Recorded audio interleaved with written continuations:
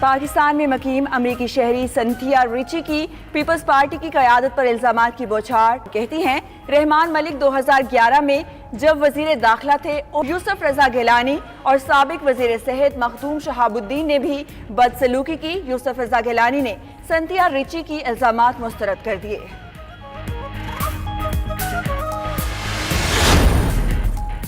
सियाह फामों के लिए जितना काम हमने किया किसी ने नहीं किया। अमरीकी सदर डोनाल्ड ट्रंप की न्यूज़ कॉन्फ्रेंस। कहते हैं अमरीकी मईशत बहाल हो गई, हमारे पास दुनिया की तारीख की सबसे बड़ी मईशत है।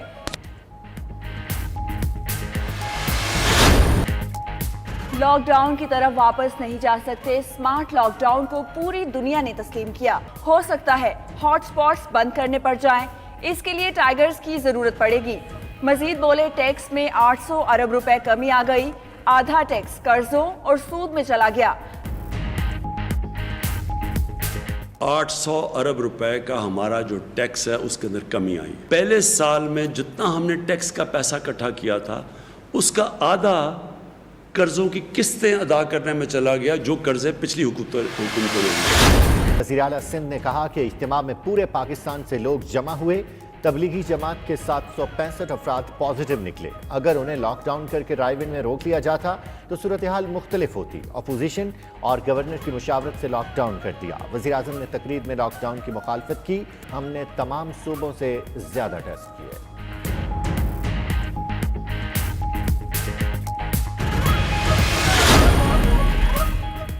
वज़ीर आला झूठ ना बोलें, हमसे कोई मुशावरत नहीं हुई। फिरदौस शमीम नकवी का रद्द अमल। तैमूर तालपुर बोले 15 रुपए में टिड्डी खरीदने का फैसला मजाक है। इजलास के दौरान अराकीन सिंध असम्बली का गैलरी में मौजूद डॉक्टर्स को खड़े होकर सैल्यूट।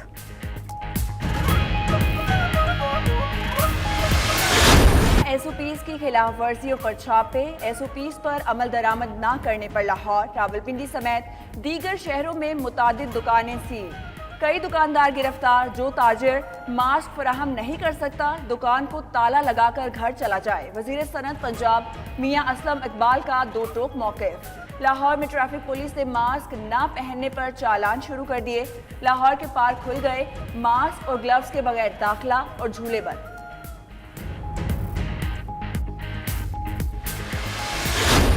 आला इख्तियाराती बोर्ड के इजलास में मुतअद्दिद अफसरों की तरक्कियाँ। DG FIA वाजिद ज़िया और साबिक IG सिंध कलीम इमाम को ग्रेड 22 मिल गया। चीफ सेक्रेटरी आज़ाद कश्मीर मज़हर नियाज Rana, secretary election commission doctor Akhtar नज़ीर, चीफ सेक्रेटरी बलोचिस्तान फजल असगर की भी ग्रेड 22 में तरक्की। तनवीर कुरैशी, साले फारूकी और कैप्टन मुनीर को भी ग्रेड 22 मिल गया।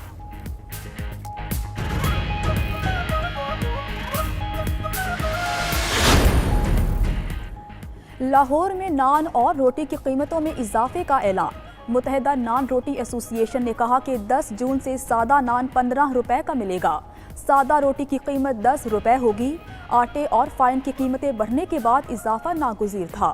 कीमतें बढ़ने पर हुकूमत ने कोई एक्शन नहीं लिया। एसोसिएशन का कहना है कि पुरानी कीमतों पर नान और रोटी फरोख्त करना मुमकिन नहीं।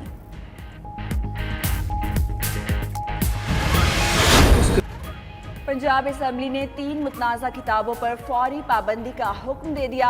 मार्केट में मौजूद तमाम कॉपियां जब्त करके आइंदा जुम्मे को नोटिफिकेशन तलब। स्पीकर पंजाब असम्बली ने कहा अंबिया कराम, अहले बैत और सहाबा के खिलाफ मवाद से जज्बात मुजरू होते हैं। ये हमारे ईमान पर कारी ज़रब है। मुतनाज़ा किताबों के खिलाफ हाफिज अम्मार यासिर ने करारदाद पेश की थी। राजा बशारत की सरबराही में ऐवान की कमेटी भी बनाई गई। ज़मीन चांद और सूरज के दरमियान आ गई।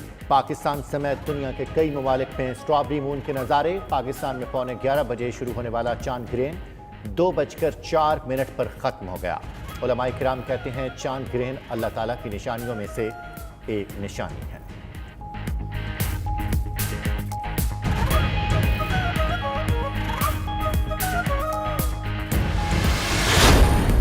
दुबई में ग्रेजुएशन करने वालों का कॉन्वोकेशन भी खटाई में पड़ गया। कैनेडियन यूनिवर्सिटी दुबई का अनोखा इकदाम। ग्रेजुएशन करने वाले तलबा की तस्वीर लाइव प्रोजेक्शन से बुर्ज खलीफा पर आवेजा कर दी।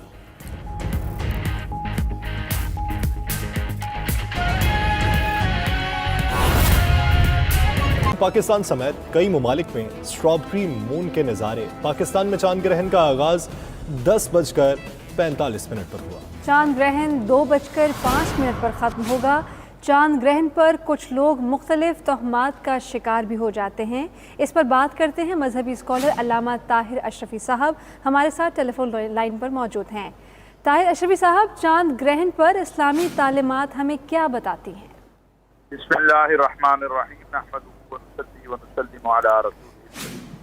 گزارش یہ ہے کہ چاند اور سورج کے دونوں جو ہیں اللہ کی مخلوق ہیں، اور یہ چاند گرہن کے سورج گرہن جو ہے یہ رسول اللہ صلی اللہ علیہ وسلم سے جو ہمیں فرامین ملتے ہیں، حضرت عبداللہ بن عمر رضی اللہ تعالیٰ عنہ کی ایک روایت ہے، اس کے مطابق یہ اللہ کی نشانیوں میں سے ایک نشانی ہے۔ نہ یہ کسی کی موت کا سبب بن سکتا ہے، نہ کسی کے نقصان کا سبب بن سکتا ہے، نہ کسی کی زندگی کا سبب بن سکتے ہیں۔ ہاں، رسول اللہ صلی اللہ علیہ وسلم نے اس موقع پر نماز ادا کی ہے، جسے ہم صلاۃ الکسوف بھی کہتے ہیں، اور اللہ کا ذکر اور استغفار جو ہے وہ کیا ہے، کیونکہ یہ اللہ کی نشانیوں میں سے ایک نشانی ہے، اور اپنے بندوں کے اوپر اللہ تعالیٰ اس کا اظہار کرتے ہیں۔ تو اللہ کے بندوں کو جب اللہ کی طرف سے اس قسم کی کوئی نشانی ظاہر ہو تو اللہ ہی کی طرف رجوع کرنا ہے، کیونکہ وہی خالق و مالک اور رازق ہے، اور وہی ہماری مشکلوں کو حل کرنے والا ہے۔ لہٰذا بذات خود یہ چاند گرہن یا سورج گرہن جو ہے یہ نہ کوئی نقصان دے سکتا ہے، نہ کوئی فائدہ دے سکتا ہے، اور ہمیں وہی کام کرنا چاہیے جو ہمارے آقا و مولا سیدنا محمد صلی اللہ علیہ وسلم نے ہمیں بتایا ہے۔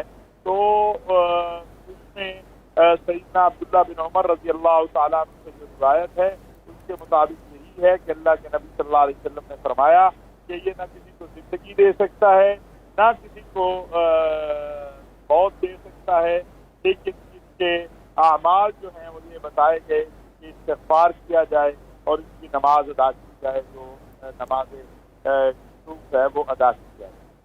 طاہر اشرفی صاحب، بہت سی ملی جلی باتیں سامنے آتی ہیں چاند گرہن کو لے کر کہ جب چاند گرہن کا وقت ہو اس وقت گھر سے باہر نہ جایا جائے، یا آسمان کی طرف نہ دیکھا جائے، یا خدا نخواستہ یہ کسی مصیبت کا سبب بن سکتا ہے یہ چاند جس کو گرہن لگا ہوا ہے۔ تو ایسی صورتحال میں جب پہلے یہ چاند گرہن ہوا کرتا تھا تو کیا نمازیں پڑھی جاتی تھیں، کیا عبادات کی جاتی تھیں؟ دیکھیے، یہ پھر حضرت مغیرہ بن شعبہ رضی اللہ تعالیٰ عنہ سے روایت ہے کہ رسول اللہ صلی اللہ علیہ وسلم نے فرمایا ہے، جس کا مفہوم اس طرح سے ہے کہ بے شک سورج اور چاند اللہ کی نشانیوں میں سے دو نشانیاں ہیں۔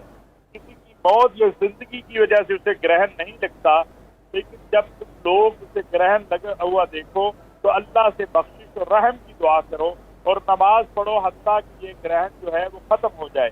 لہٰذا یہ سمجھنا کہ چاند یا سورج گرہن سے یہ کسی کو نقصان پہنچائے گا تو یہ نقصان نہیں پہنچا سکتا۔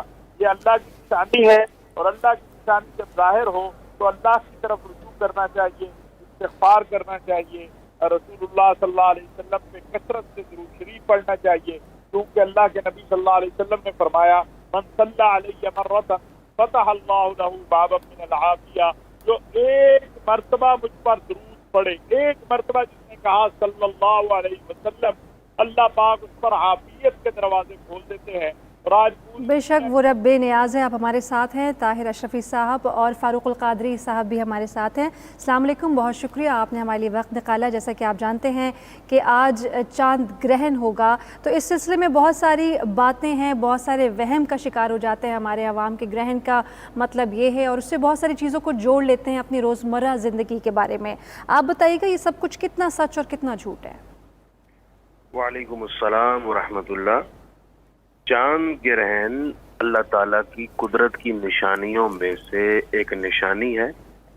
اس قادر مطلق رب العزت کی زبردست طاقت کا اظہار ہے کہ اسی نے ان کو بنایا، ان کی روشنی ظاہر کی، اور جب چاہے ان کی روشنی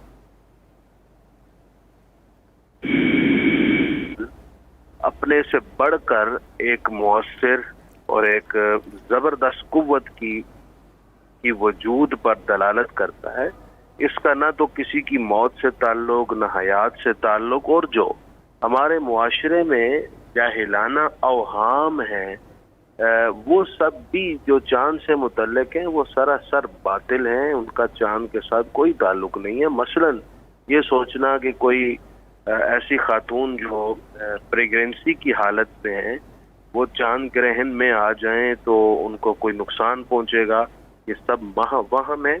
حدیث پاک میں یوں ہے کہ نبی اکرم صلی اللہ علیہ وآلہ وسلم چاند گرہن کے وقت نفل نماز ادا فرماتے،